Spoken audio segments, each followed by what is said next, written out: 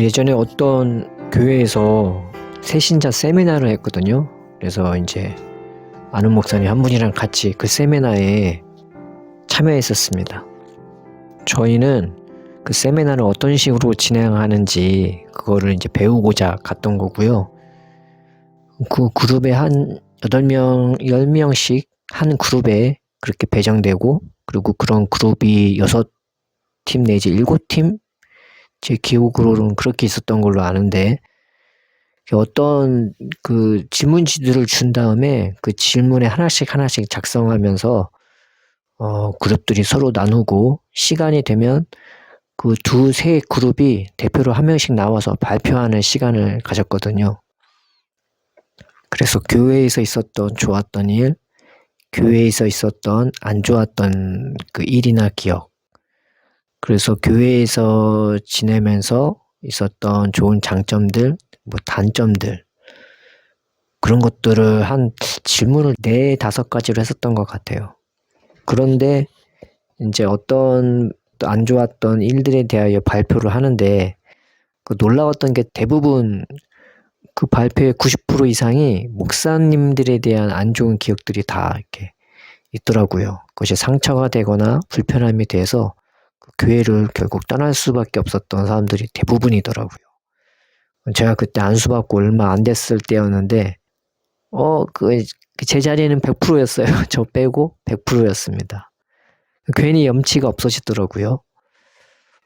그래서 여러모로 많은 것을 생각하게 만든 그런 시간이었습니다. 그런데 맨 마지막에 목사님이 이제 한 가지 말씀을 해주시는데, 그 질문들이 다 끝나고 목사님이 정리를 해주시는데, 교회는 무엇을 추억하거나 무엇이 좋고 안 좋거나 그런 것에 집중하는 것이 아니다. 중요한 것은 예수님께 집중하는 것이 교회에서 하는 일이다. 이것이 교회가 하는 가장 중요한 일이라는 거죠. 그 질문 자체가 함정이었어요. 그 목사님의 작은 코멘트가 있는 다음에 또 한 번 같이 서로 나눔의 시간을 가졌는데, 어떤 한 남자분이 20대 후반이나 30대 정도 됐을까요? 그분이 울먹거리기 시작하시더라고요. 그러면서 하셨던 말씀이, 난 지금까지 신앙생활을 잘했다 생각했는데 나는 또 잘못하고 있었네요 라면서 울먹거리시더라고요. 가슴 한켠이 먹먹해졌습니다. 오늘 본문은 예수님이 모든 비유를 마치시고 있었던 일들을 말씀하고 있습니다. 흔히들 오병이어 7병이어의 기적으로 알고 있는 기적인데 유명하죠. 그런데 이 본문의 배경을 좀 우리가 알게 되면 이 본문이 우리에게 제시해주고자 하는 것이 무엇인지 분명하게 알게 될 것입니다. 예수님이 천국의 풍성함과 그 확실함을 비유로 말씀해 주시고, 얼마 안가 자신을 유대인들에게 드러내준 그 세례 요한이 헤롯에게 목이 베어 죽임을 당하였습니다. 끔찍하게 죽임을 당한 것이죠. 이때 예수님은 자신의 십자가 고난도 본격적으로 마음에 품고 준비하시기 시작하셨을 것입니다. 그 영원한 그 하나님의 나라의 풍성을 우리에게 쏟아주시기 위해서 예수님은 세례 요한의 죽음을 기리며 또 자신도 죽을 것을 마음에 품기 시작했겠죠. 그래서 예수님이 세례 요한의 죽음을 듣고 빈들에 가신 것이었습니다. 혼자만의 시간이 필요한 것이겠죠. 기도도 묵상도 필요했을 것입니다. 그런데 그 혼자 있고 싶은 그 자리에 바로 무리들이 듣고 예수님 계신 그 빈들로 따라갔습니다. 그 중에는 병든 자도 있고 가난한 자도 있고 예수님께 소망을 품은 자도 있었을 것입니다. 어쩌면 인간적으로 혼자만의 시간이 필요하기에 짜증날 수도 있고 피곤할 수 있었겠지만, 예수님은 이 무리들을 뿌리치지 않으셨습니다. 그 무리들을 불쌍히 여겨주셔서 그 중에 있는 병자들을 고쳐주셨습니다. 그리고 빈들이나 마을에서 떨어진 곳이었는데 그렇게 그들을 돌보시면서 저녁이 되었습니다. 어두워져가는 시간이었죠. 그 빈들에서 예수님은 그 무리들을 불쌍히 여겨서 하루 동안이나 자기와 함께한 자기만 바라보는 무리들을 위해 오병이어의 기적을 행해 주셨습니다. 그리고 남은 것이 12바구니였습니다. 또 몇 주의 시간이 지나서 이제는 어느 한 산에 올라가셨는데 여기는 첫 번째 오병이어의 기적을 베푼 것보다 더 험한 곳이었습니다. 광야거든요. 거기는 빈들이라도 있는데 잔디라도 있는데 여기는 더더욱 아무것도 없는 광야였습니다. 오병이어의 기적은 잔디가 있는 곳에서 행해진 기적인데 여기서는 광야 같은 산인데도 사람들이 거기까지도 찾아오는 것이었습니다.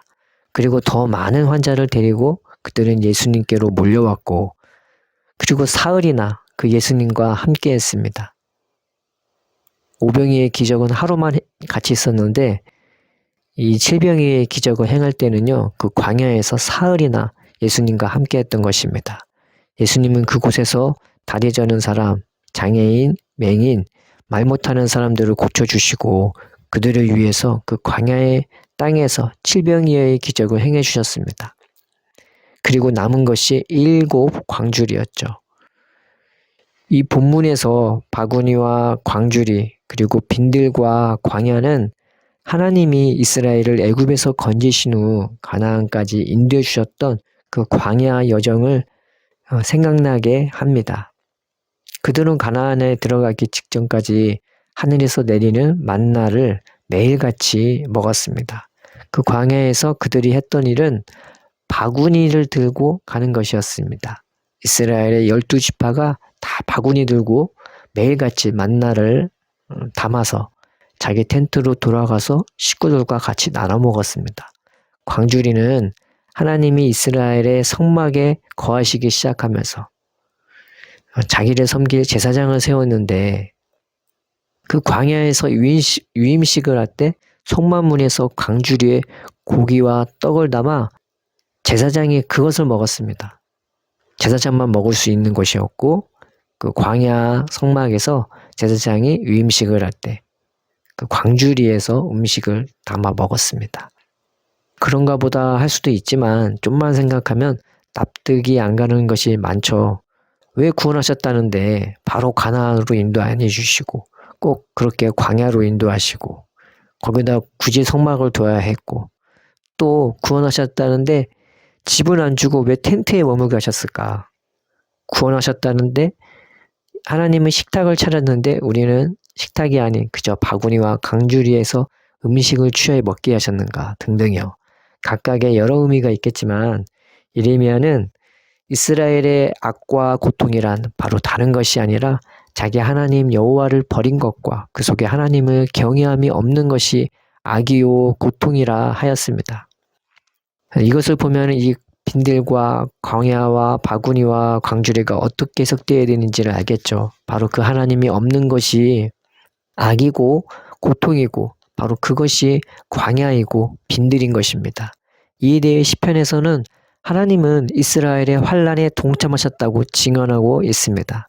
하나님이 그들을 환란당하게 하신 것이 아니라 그 광야는 사실 하나님이 이스라엘의 환란에 동참하셨다는 거죠. 하나님이 없는 것이 그들의 진정한 환란이었습니다. 하나님이 없는 것이 그들의 진정한 고통이었습니다.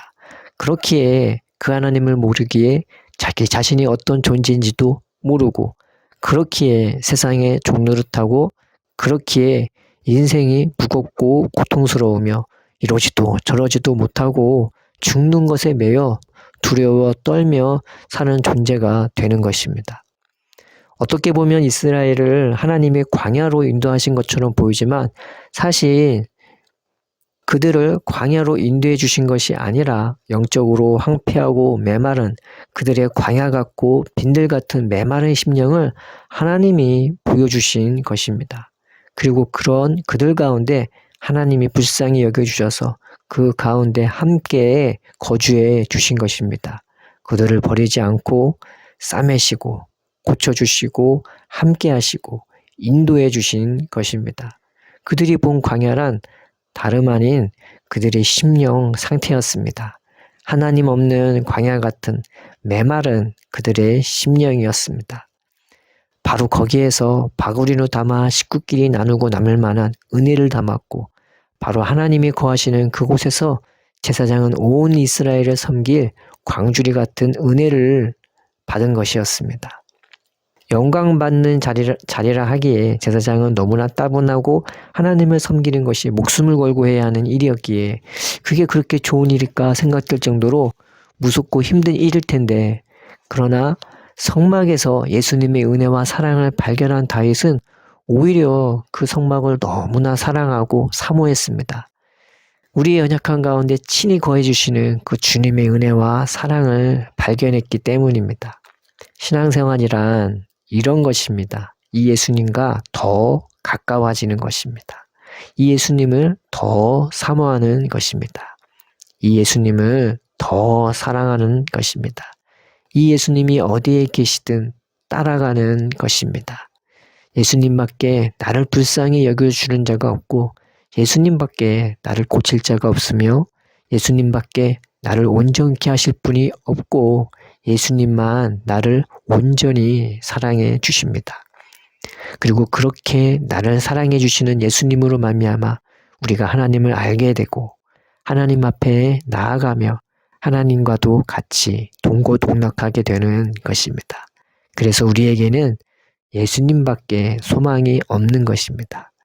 우리에게 하나님이 없다면 그렇기에 우리는 광야 같은 자이고 빈들 같은 자이고, 그렇기에 소망 없는 자이고, 그렇기에 병든 자인 것입니다. 우리는 그래서 그런 나를 너무나 잘 아시는 예수님을 의지할 수밖에 없습니다. 그런 나를 너무나 잘 아시는 예수님밖에 소망이 없습니다. 그런 나를 너무나 잘 아시는 예수님을 사랑할 수밖에 없습니다. 오늘 본문에 예수님은 빈들에 가셨습니다. 그리고 광야 같은 곳에도 가셨습니다. 2000년 전뿐 아니라 오늘도 나의 예수님이 다름 아닌 나의 심령에 오심을 우리가 믿읍시다. 그 빈들 같고 광야 같은 나의 심령에 주님이 먼저 와 계심을 믿읍시다. 내 환난에 동참하신 예수님이십니다. 온전치 못한 나, 병든 나, 주님이 먼저 보시고 불쌍히 여기심을 믿읍시다. 우리는 그저 그 예수님께 나아갑시다. 고쳐달라고 나아갑시다. 굶주리고 목마른 심령으로 이 바구니와 광주리로 남음이 있을 법한 은혜와 사랑으로 먹여달라고 예수님께 나아갑시다. 하나님 아버지, 우리가 방황하는 양과 같습니다. 주께서 얼마나 우리를 사랑하시는지 체감하지 못하고 깨닫지 못하여 이리저리 방황하며 빈들이나 광야에 정처 없이 헤매는 것이 우리의 모습입니다. 그러나 주께서 우리 가운데 와 계심을 우리가 믿습니다. 우리에게 믿음을 더해 주시고 우리의 마음이 날로 고쳐지고 새로워져서 주님과 더 가까워지고 주님만 따르는 우리가 되게 하여 주옵소서. 예수님의 이름으로 기도드립니다. 아멘.